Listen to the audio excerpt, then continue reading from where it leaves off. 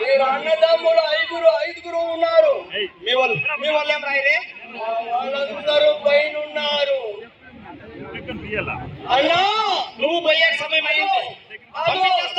అదో అన్నా రాలి పైకి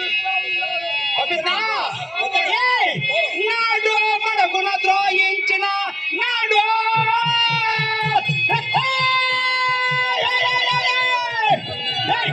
అడుగున ద్రోహించిన నాడు పని విషం పెట్టిన నాడు కాకుండా జరిగి కొడు నాది బలని నైముల బల పేరుంచి నేనులకు చేసిన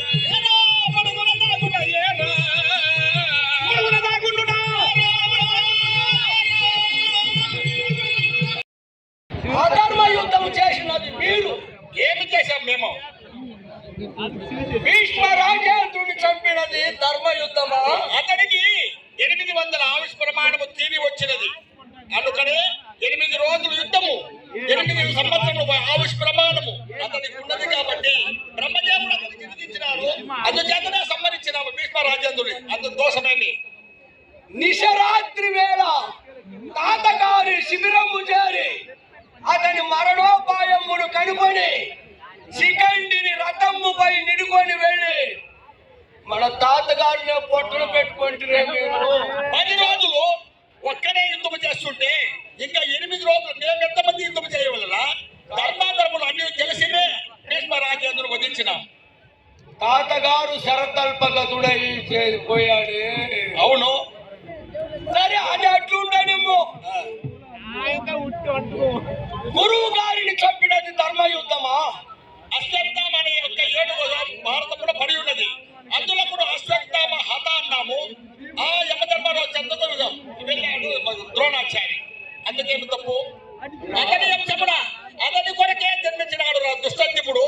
ద్రౌపది గారి అన్న ఆ ద్రోణాచార్య సంహరించడానికి అతను జన్మించినాడు కాబట్టి కారణ జన్ముడు అతని సంహరించినాడు. తప్పేమున్నది? గురువు గారు సంగ్రామమున పోరాడుచుంటే అతడు నా చేత కూడిన అవని నేను ఏదను, నేను పడిన నీవేలు ధరణి. అన్నా ధర్మరాజా, సుయోధన, ఓ భీమసేనునితో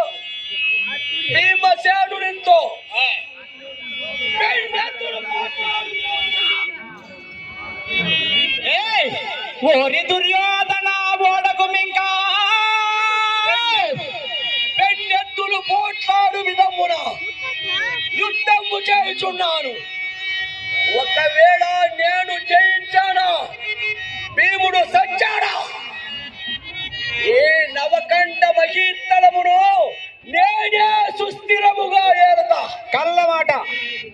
ఒకవేళ భీమసేనుని చేతిలో నేను మరణించినా ఈ రాజ్యాన్ని మీ తలలో పాలు పోసుకుంటున్నా. ఓరి దుర్యోధన ఓడకు మింకా, ఓరి దుర్యోధన ఓడకు మింకా, వారణావతి కంపించి వహ్ని పెట్టించు, వారణావతి కంపించి వహ్ని పెట్టించు. ఆ రీతి కదిది ఆలములోన, ఆ రీతి కాదిది, ఆ రీతి కాదిది ఆలములోన. పారిపోతా కాన్నెల్ బారోరి సందర్భంలోన పట్టి చంపేదాను పెంపారి.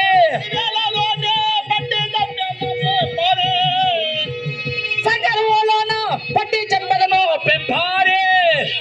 ఈనాడు నా గడ్డం బయటి తీరమే నీ పేదమెంచడు పారిపోవక నిల్బారోరే.